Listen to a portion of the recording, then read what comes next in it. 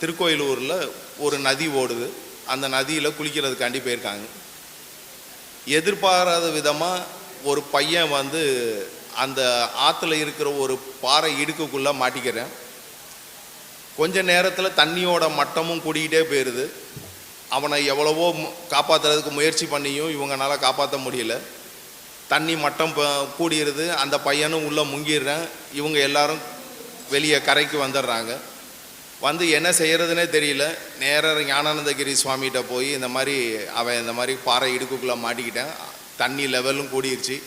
இப்போ அவனை காப்பாற்றக்கூடிய கட்டாயம் உங்களுக்கு மட்டும்தான் இருக்குது. எங்களால் முயற்சி பண்ணி ஒன்றும் பண்ண முடியல அப்படின்னு சொல்கிறாங்க.